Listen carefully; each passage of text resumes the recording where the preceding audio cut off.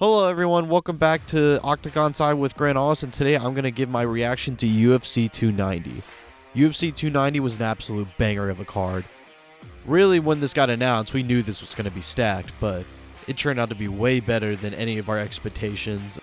So many finishes across the board, fun, entertaining fights from top to bottom. There really wasn't one stinker of a fight. I mean, obviously there was fights better than others, but just really, the entire event was amazing. Absolutely amazing.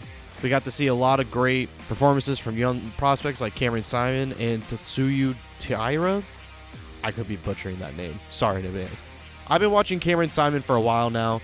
I definitely think he's going to be a really great prospect for those bantamweights. Can't wait to see more. Honestly, I think he's ready for someone in the top 15. I'd love to start seeing him go up against ranked opponents. Good on him for getting that finish. I think he was part of the people that had a late replacement. There was many fighters that had late replacements, unfortunately, but great performance by Cameron Simon. Can't wait to see more. Tetsuya Taira, first time seeing him fight, he did a great performance. There was also Victor Petrino. I could be, yeah. He did a pretty great performance. I saw great performance from young prospects. Robbie Lawler, it was sad to see him retire. I'm happy he ended up getting a great win to end his career. I feel like a lot of the retirements we've seen recently is just, these guys just getting butchered. Frankie Edgar, for example, just getting, just absolutely KO'd in front of his family at MSG. That's just, we hate to see that happen. And I'm glad Robbie came out on top and, finished his career in spectacular fashion. I thought the video that the UFC did for him, just making a tribute to his whole career, was amazing. I definitely think this should happen more in the future. I know obviously a lot of fighters who retire don't exactly announce they're going to retire no matter what, but I would like to see more love from the UFC, do this to their veterans. And just, yeah, it was great to see him give one last performance in front of us, and we hope Robbie Lawler the best. Now we move on to the main card. This is where I'm definitely going to talk about the most. Bo Nickal, he's still just looking like that dude. Bo Nickal's just looking as great as ever. The fact that, he has this wrestling background, that he's so good and he's so touted for his wrestling and he's KOing people. It's just crazy. I think he's finished all of his fights. I'm pretty sure he has. At least he's definitely finished the last 3 or 4 of them. Yeah, definitely the last 4 now he has finished. And he's just looking amazing. He's just looking absolutely spectacular. Can't wait to see more of him. I know Dana said they are probably going to keep hyping him up. It sounds like they really just want to keep just slowly building him. They don't want to throw him into the fire just yet. But I think you need to give him one decent unranked prospect. You need to give him one solid guy that's not ranked and then throw him into the top 15. I don't know. I don't want to just see him. I don't want to see Bo Nickal's career be just like a boxing career where they just throw him tin cans at a KO 24/7. It's cool the first few times, but after a while, it's like, come on, man. Still very excited and very intrigued in Bo Nickal's career, and we'll just see where he goes from here. Dan Hooker versus Jalen Turner. Wow, that was a spectacular fight. My God.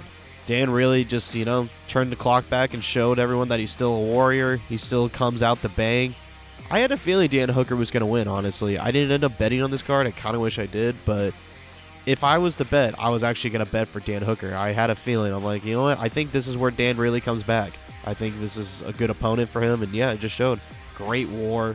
Dan almost finished Jalen multiple times, same as Jalen finishing Dan. I mean, God, Dan ate some hard shots. And for him to come back in that second round, oh my God. Just a fantastic fight from start to finish. Congrats on Dan Hooker. He broke his orbital bone and his wrist. I think he ended up breaking, so he's definitely going to be out for a while. But, hopefully this is a great upswing for Dan Hooker. Now he has back-to-back wins. Hopefully he can get back in that top 5. I mean, we like Dan, but let's be real, you're not going to be a champion. But still, still great things to come, I'm hoping that Dan Hooker can make a real comeback into at least the top 5 and show that his career is far from over. Probably the biggest upset to me personally of this card, I think for most people too, but the biggest upset to me was Dricus Du Plessis versus Robert Whittaker. I can't believe Du Plessis actually pulled it off. I thought for sure Du Plessis had no chance against Robert Whittaker. It was nothing against him. I actually like Dricus a lot, but I just felt like Robert was just way too well-rounded, way too experienced. He's got just tools for days until he just got KO'd by Dracus. That was his first loss in the middleweight division, except against Israel Adesanya since 2014. That's a huge deal. That's a really big deal. For sure, Dracus is going to get the title shot against Israel Adesanya.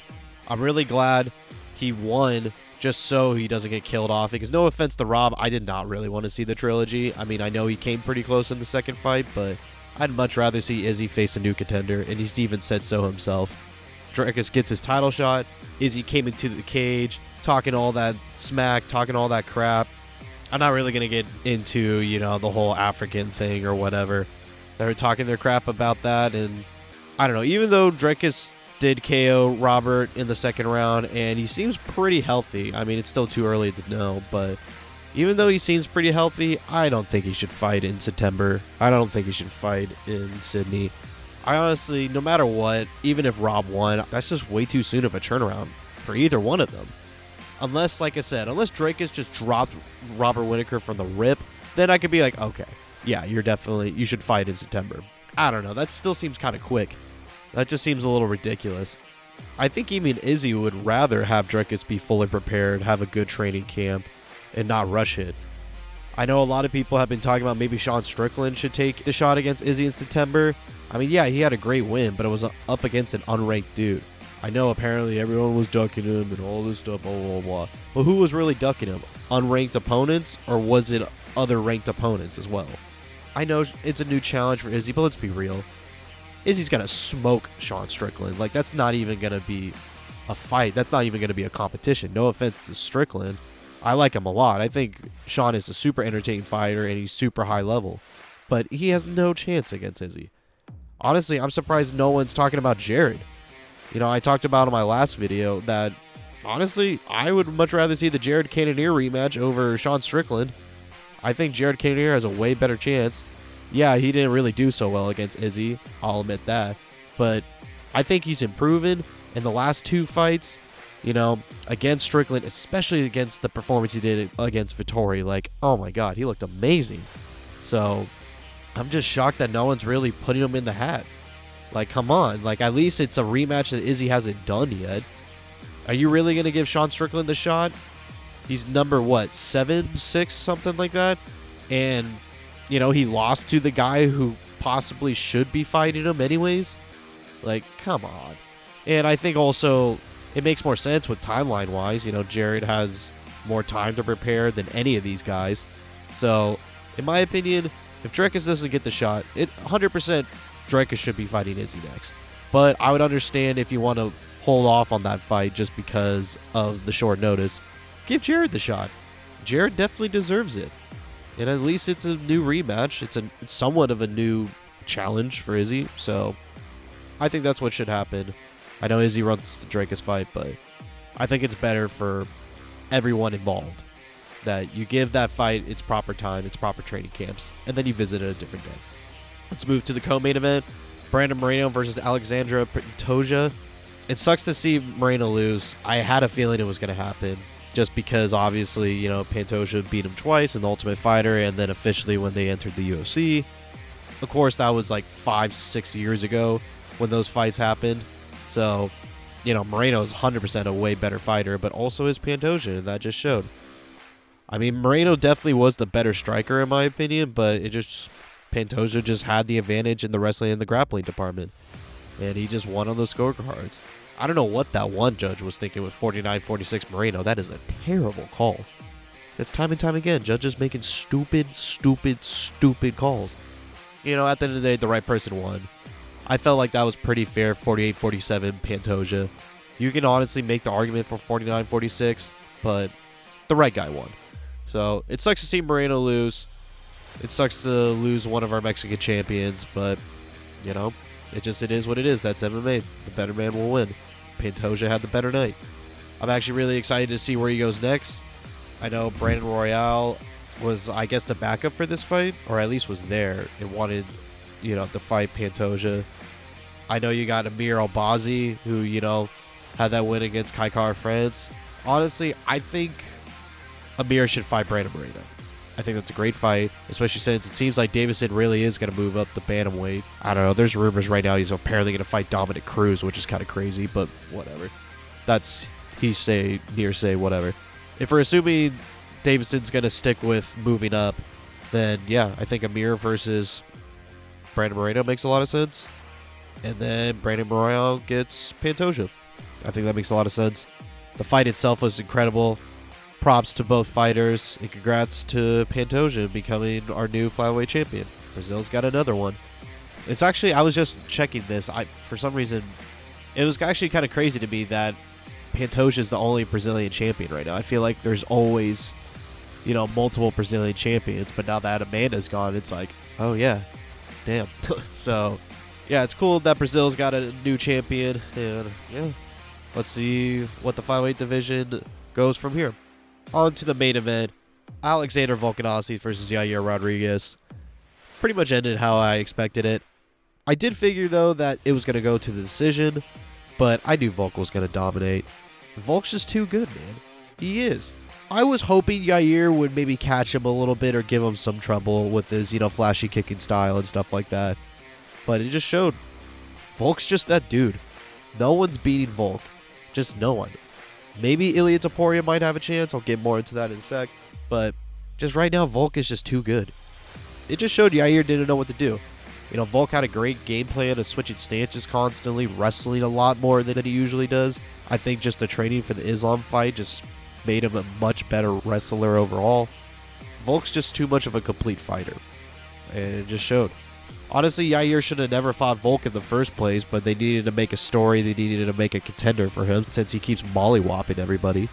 Good on Volk. It sucks that Yair lost in Mexico. Now really only has Alexa Grasso as their champion, but the better man won. It is what it is. A lot of people have been talking what's next for Volk after the fight against Yair. I would much rather him fight Ilia Topuria than move up the lightweight. Not saying I don't want him to move back up the lightweight, because I definitely want to see that Islam rematch, but I still think you got contenders now at featherweight. I mean, you got Ilia Topuria. If Arnold Allen beats like a Brian Ortega, or even fights Yair Rodriguez, which I think is a fight that makes a lot of sense, there you go. Arnold Allen is now in the mix. That's literally what happened with Yair.